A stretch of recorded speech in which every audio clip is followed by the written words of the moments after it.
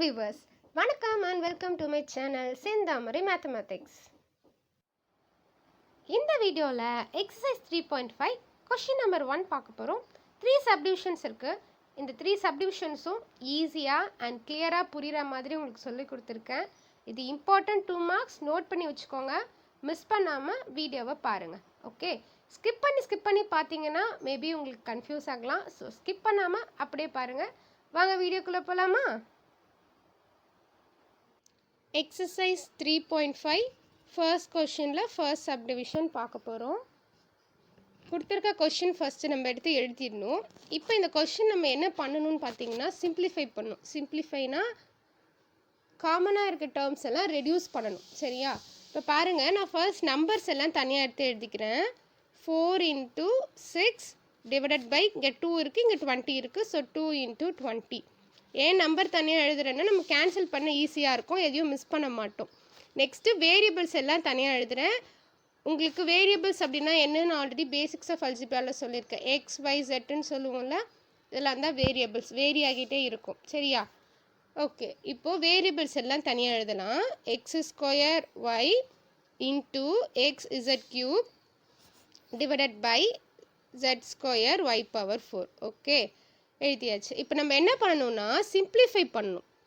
Simplify பண்ணுறதுக்கு முன்னாடி உங்ககிட்ட ஒன்று நான் சொல்கிறேன். என்னென்னா எக்ஸ் ஸ்கொயர் அப்படின்னா X into X. Okay, X cube அப்படின்னா எக்ஸ் இன்ட்டு எக்ஸ். அதாவது பவர் 2 கொடுத்துருக்காங்க அப்படின்னா எக்ஸை 2 டைம்ஸ் நம்ம எழுதணும். 3 கொடுத்துருக்காங்க அப்படின்னா 3 டைம்ஸ் எழுதணும். சரியா? இதெல்லாம் மல்டிப்ளிகேஷன் சைன். ஓகே, எக்ஸ்ன்னு நினைக்கக்கூடாது, multiplication sign. Okay, X into X, X into X into X. Okay, ஒருவேளை உங்களுக்கு ஒய் கொடுத்துருக்காங்கன்னு வச்சுக்கோங்க, ஒய் ஸ்கொயர் அப்படின்னு கொடுத்துருந்தாங்கன்னா எப்படி எழுதுவீங்க? Y into Y. Very good, அவ்வளோதான். இப்போ என்ன பண்ண போகிறோன்னா இங்கே கொடுத்துருக்கிறதெல்லாம் இங்கே எக்ஸ்பேண்ட் பண்ணி எழுத போகிறோம். ஓகே, ஃபர்ஸ்ட் என்ன கொடுத்துருக்காங்க பாருங்கள், எக்ஸ் ஸ்கொயர் கொடுத்துருக்காங்க. ஸோ எக்ஸ் ஸ்கொயர்னால் 2 டைம்ஸ் எழுதணும், எக்ஸ் இன்ட்டு எக்ஸ். நெக்ஸ்ட்டு ஒரே ஒரு ஒய் இருக்குது, ஸோ ஒய் மட்டும் எழுதியாச்சா? நெக்ஸ்ட் இது பாருங்கள், எக்ஸ் ஜெட் கியூப் கொடுத்துருக்காங்க. எக்ஸ் 1 டைம்ஸ், ஸோ 1 டைம்ஸ் எழுதியாச்சு. ஜெட் கியூப் அப்படின்னா என்னது? Jet into jet. ஓகே, அதை தான் இங்கே எழுதியிருக்கோம். கிளியராக நியூமரேட்டர் புரிஞ்சிருச்சா? நெக்ஸ்ட்டு டினாமினேட்டர் பாருங்கள், ஜெட் ஸ்கொயர்ன்றதுனால Z into Z. Y power 4 எப்படி எழுதலாம்? Y into Y. ஓகே, அதை தான் இங்கே நம்ம கீழே எழுதியிருக்கோம். ஓகே, இதெல்லாம் நீங்கள் எழுதிட்டிங்கன்னா கேன்சல் பண்ணால் ஆன்சர் நமக்கு கிடச்சிரும். Next cancellation work. காமனாக இருக்கிறது எல்லாத்தையும் கேன்சல் பண்ண போகிறோம். ஃபஸ்ட்டு நம்பர் கேன்சல் பண்ணலாமா? ஓகே, 4 2 இருக்குது. So 4 2 times, 2 1 times. Okay, next 20 10 times, 2 1 times. Okay, next 10 5 times, 6 3 times. ஓகேயா? நம்பர் கேன்சல் பண்ணியாச்சு. நெக்ஸ்ட்டு வேரியபிள்ஸ் கேன்சல் அவுட் பண்ணலாம். இங்கே பாருங்கள், எக்ஸ் கீழேயும் மேலேயும் காமனாக இருக்கா? இல்லை. ஸோ எக்ஸை கேன்சல் பண்ண முடியாது. நெக்ஸ்ட்டு ஒய் பார்த்தீங்கன்னா நியூமரேட்டரில் ஒன்று இருக்குது, கேன்சல் பண்ணிடலாம். டினாமினேட்டரில் ஒன்று இருக்குது, கேன்சல் பண்ணிடலாம். ஜெட் இருக்கா பாருங்கள், ஜெட் இருக்குது. ஜெட்டை 1 டைம்ஸ். செகண்ட் டைம் 2 ஜெட் இருக்குது கீழே, 3 ஜெட் இருக்குது மேலே. ஆனால் நம்ம கீழே மேலே காமனாக தான் கேன்சல் பண்ண முடியும்.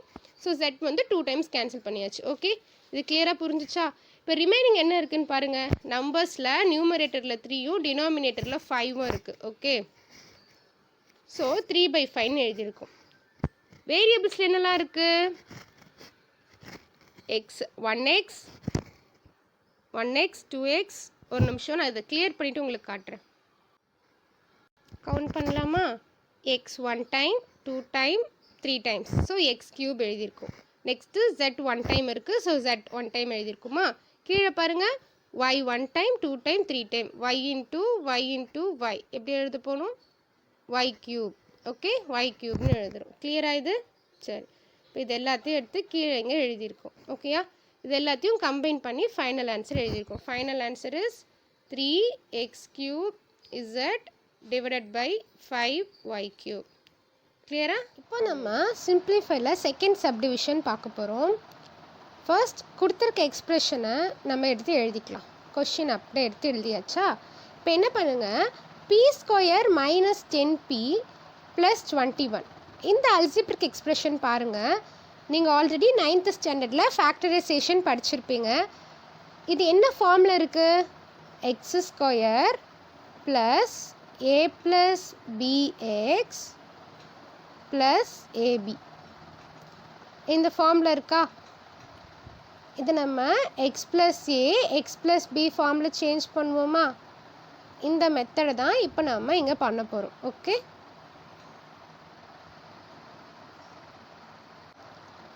ஃபஸ்ட்டு கொடுத்துருக்க டேர்மை எப்படி ஸ்ப்ளிட் பண்ணுவோம்? 21 இருக்குது. 21 அப்படின்றது நமக்கு ப்ராடக்டாக கிடைக்கணும், கரெக்டாக?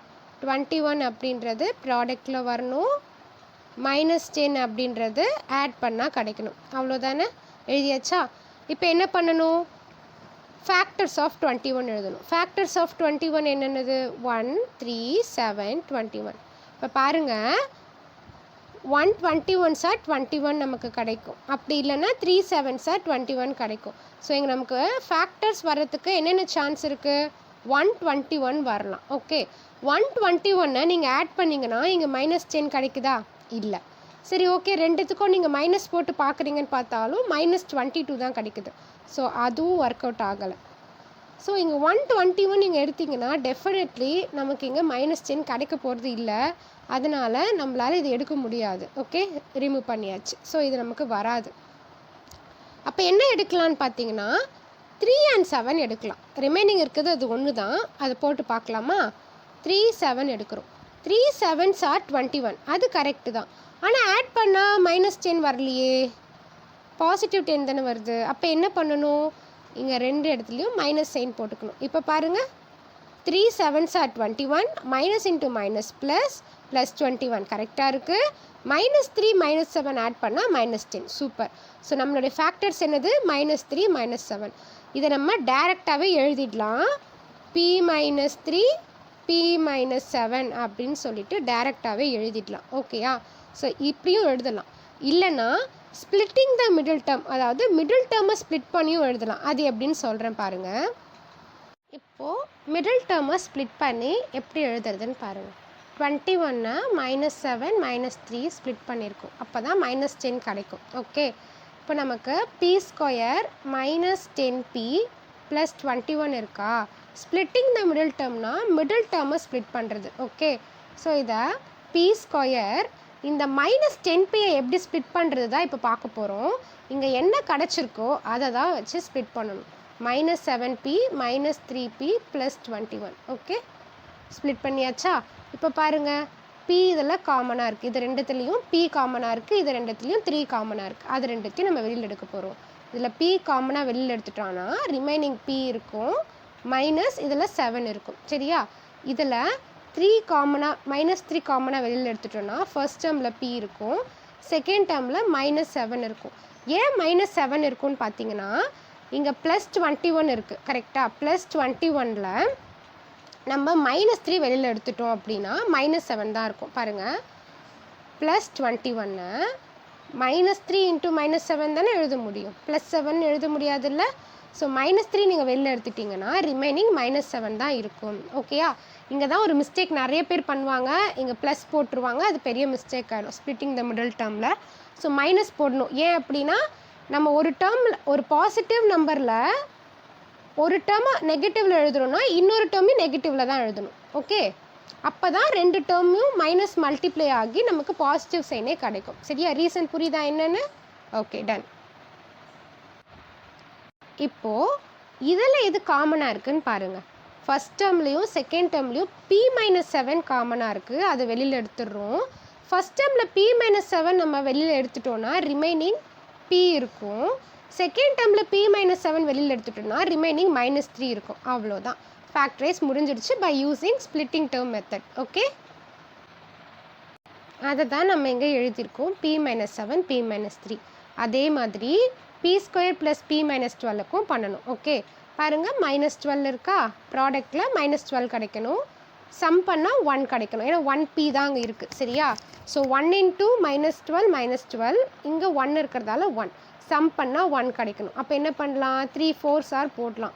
3 4s are 12 தான், ஆனால் மைனஸ் வரணும்னு சொல்லியிருக்காங்க. அப்போது ஒன்று பாசிட்டிவ் ஒன்று நெகட்டிவ் போடணும். நீங்கள் +3 -4 அப்படி போட்டிங்க அப்படின்னா உங்களுக்கு -1 கிடைக்கும். அப்போ இதை போடக்கூடாது, நம்ம எடுத்துக்கிட்டது தப்பு. அப்போ என்ன எடுக்கணும்னு பாருங்கள், +3 -4 எடுக்கக்கூடாது, -3 +4 எடுக்கணும். இப்போ பாருங்கள் 4 - 3 1 கிடைக்கும். சரியா? ஸோ -3 and +4 தான் ஃபேக்டர். நீங்கள் அப்படியே ஸ்ட்ரெயிட்டாகவே P - 3 P + 4 எழுதிடலாம். பட் ஸ்ப்ளிட்டிங் த மிடில் டேர்ம்லேயே எப்படி சொல்கிறாங்கன்னு எக்ஸ்பிளைன் பண்ணியிருக்கேன் பாருங்கள். p² இந்த பியை தான் நம்ம ஸ்ப்ளிட் பண்ணி எழுதுகிறோம், -3p. ஏன்னா -3 + 4 கிடச்சிருக்கு. -3p + 4 -12 அப்படியே எழுதியிருக்கோம். ஃபஸ்ட்டு பார்த்தா மாதிரியே தான். ஃபர்ஸ்ட் 2 டேர்மில் காமனாக என்ன இருக்குது? p இருக்குது. அதனால் பியை மட்டும் வெளியில் எடுத்துடுறோம். ரிமைனிங் ஃபஸ்ட் டேர்மில் p இருக்கும், செகண்ட் டேர்மில் -3 இருக்கும். அதே மாதிரி செகண்ட் 2 டேர்மில் காமனாக என்ன இருக்குது? 4 இருக்குது, வெளியில் எடுத்துடுறோம். ரிமைனிங் ஃபஸ்ட் டேர்மில் p இருக்கும், செகண்ட் டேர்மில் -3 இருக்கும். ஏன்னா அதாவது 12 நம்ம எப்படி எழுதலாம்? 4 3s எழுதலாம். ஓகேயா? 4 3s 4 வெளியில் போயிடுச்சுன்னா ரிமைனிங் 3 தான் இருக்கும். அதை தான் அங்கே எழுதியிருக்கோம். Okay, done. இப்போது p - 3 2 டேர்ம்லேருந்து காமனாக வெளியில் எடுத்துடுறோம். ஃபர்ஸ்ட் டேர்மில் p இருக்கும், செகண்ட் டேர்மில் +4 இருக்கும். அவ்வளோதான். இப்போ நம்ம ஃபேக்டரைஸ் பண்ணியாச்சு. நெக்ஸ்ட்டு ஃபேக்டரைஸ் பண்ண டேர்ம் எல்லாத்தையும் எடுத்துகிட்டு வந்து சப்ஸ்டியூட் பண்ணணும். பாருங்கள், p² - 10p + 21க்கு p - 7 p - 3 கிடச்சிச்சு. சப்ஸ்டியூட் பண்ணிட்டோம். p² + p - 12க்கு p - 3 p + 4 கிடச்சி. சப்ஸ்டியூட் பண்ணிட்டோம். ஓகே, நெக்ஸ்ட்டு இங்கே p - 7 இருக்குது, p - 7 போட்டாச்சு. இங்கே பாருங்கள், p - 3 ஹோல் ஸ்கொயர் இருக்குது. நான் ஆல்ரெடி சொல்லியிருக்கேன், x² அப்படின்னா x × x-ஆ? அதே மாதிரி x × xன்னு எப்படி சொல்கிறீங்க? x 2 டைம்ஸ் எழுதணும், x²னா. x³ x 3 டைம்ஸ் எழுதணும். பார்த்தோமா? அதே மாதிரி p - 3 ஹோல் ஸ்கொயர்னா p - 3 × p - 3. p - 3யை டபுள் டைம் எழுதணும். அவ்வளோதான். அதை தான் இங்கே நம்ம எழுதியிருக்கோம். கிளியரா? இப்போது கேன்சலேஷன் ஒர்க்கை பார்க்கணும். பாருங்கள், எதெல்லாம் சேமாக இருக்கோ அதெல்லாம் கேன்சல் பண்ணலாம். எப்படி ஃபேக்டரைஸ் பண்ணுன்றது எல்லாம் கிளியராக புரிஞ்சிச்சா? ஓகே, இப்போ கேன்சல் பண்ணலாம். p - 3 p - 3 p - 3 p - 3 p - 7 p - 7 cancel ஆகிடுச்சு. ரிமைனிங் நியூமரேட்டரில் இருக்கிறது என்னது? p + 4 மட்டும்தான். அதை எடுத்து எழுதிட்டோம். அவ்வளோதான், ஆன்சர் கிடச்சாச்சு. நீங்கள் 9th ஸ்டாண்டர்டில் ஃபேக்டரைசேஷன் ஒரு வேளை சரியாக பார்க்கலை படிக்கலை அப்படின்னா நான் உங்களுக்கு ஃபேக்டரைசேஷன் ஒரு வீடியோவாக ரெடி பண்ணி போட்டிருக்கேன். 4 மெத்தட்ஸும் அதில் எக்ஸ்பிளைன் பண்ணியிருக்கேன். ஃபேக்டரைசேஷன் கொஞ்சம் கிளாரிஃபை பண்ணணும் அப்படின்றவங்க அந்த வீடியோ போய் பார்க்கலாம். ஓகே, சிம்பிளிஃபைல 3rd சப்டிவிஷன் பார்க்க போகிறோம். ரொம்ப ஈஸியான ஒரு சப்டிவிஷன் இது. பாருங்கள், 5t³ கொடுத்துருக்காங்க, divided by 4t - 8. 6t - 12 divided by 10t கொடுத்துருக்காங்க. சரியா? என்ன பண்ணணும்னா காமனாக இருக்க டேர்மை வெளியில் எடுக்கணும். அவ்வளோதான் நம்ம ஒர்க்கு. இப்போது 6t - 12ல் 60 - 12 6 2s தானேப்பா 12. ஸோ 6 × 2ன்னு எழுதிக்கலாமா? இங்கே மைனஸ் சைன் இருக்குது. காமனாக என்ன இருக்குது? இது ஃபஸ்ட்டு டேர்ம், செகண்ட் டேர்ம். காமனாக என்ன இருக்குது சொல்லுங்கள்? 6 இருக்குது. அது வெளியில் எடுத்துடுறோம். ஃபர்ஸ்ட் டேர்மில் t மட்டும் இருக்குமா? மைனஸ் இருக்குது, மைனஸ் போட்டுக்கிறோம். செகண்ட் டேர்மில் 6 எடுத்துட்டோம்னா ரிமைனிங் 2 மட்டும் இருக்குமா? So t - 2. அதை தான் 6 × t - 2 நீங்கள் எழுதியிருக்கோம். கிளியரா? நெக்ஸ்ட்டு 4t - 8 இருக்குது. இங்கே பாருங்கள், இது 4t - 8. 4 காமனாக வெளியில் எடுக்கிறோம். அப்போ இங்கே t மட்டும்தான் ஃபர்ஸ்ட் டேர்மில் இருக்கும். இது எப்படி எழுதலாம்? 4 × 2 எழுதலாமா? 4 மட்டும் வெளியில் போயிடுச்சுன்னா ரிமைனிங் என்ன இருக்குது? 2 இருக்குது. So t - 2. So 4 × t - 2. அதை தான் இங்கே எழுதியிருக்கோம். கிளியரா? அவ்வளோதான். நம்ம வந்து காமன் ஃபேக்டர்ஸை வெளியில் எடுத்தாச்சு. இப்போ பாருங்கள், 5t³ என்ன? t × t × t. கரெக்டாக? ஸோ அதுதான் இங்கே t³ t × t × t நம்ம எழுதிக்கலாம். இன்ட்டு 6 × t - 2 இருக்கா? டிவைடட் பை 4t - 2 இருக்கா? Into 10t. இதில் ஏதாவது டவுட் இருக்கா பாருங்கள். டவுட் இருக்காது. இருந்துச்சுன்னா கமெண்டில் சொல்லுங்கள். 5 டேபிளில் 1 டைம்ஸ், 5 டேபிளில் 2 times. Okay, next t 1 time cancel பண்ணிக்கலாம். 2 டேபிளில் 2 டைம்ஸ், 2 டேபிளில் 3 டைம்ஸ். அப்புறமா t - 2 t - 2 கேன்சல் பண்ணிக்கலாம். இப்போ ரிமைனிங் என்ன இருக்குது? நியூமரேட்டரில் 3 இருக்குது, டி இன்ட்டு டி இருக்குது, D into Tina D square இருக்குது. ஸோ 3t ஸ்கொயர் இருக்குது, அதை இங்கே எழுதியாச்சு. அப்புறமா டினாமினேட்டர் பாருங்கள், டினாமினேட்டரில் 2, இங்கே ஒரு 2, இங்கே ஒரு 2 இருக்குது. 2 2s are 4, அதை இங்கே எழுதியாச்சு. அவ்வளோதான். ஓகே, தேங்க்யூ ஃபார் வாட்சிங். உங்களுக்கு இந்த வீடியோ பிடிச்சிருக்குன்னு நினச்சிங்கன்னா இந்த வீடியோக்கு ஒரு லைக் பண்ணிவிடுங்க. எனக்கு அது ஒரு மோட்டிவேஷனாக இருக்கும் இன்னும் நிறைய வீடியோஸ் பண்ணுறதுக்கு. இது மாதிரியான வீடியோஸை பார்க்குறதுக்கு இந்த சேனலை நீங்கள் சப்ஸ்கிரைப் பண்ணி வச்சுக்கோங்க. உங்கள் ஃப்ரெண்ட்ஸ் யாருக்கு இந்த வீடியோ தேவைப்படுன்னு நினைக்கிறீங்களோ அவங்களுக்கு இந்த சேனல் நேமையும் இந்த வீடியோவும் ஷேர் பண்ணுங்கள். Thank you so much.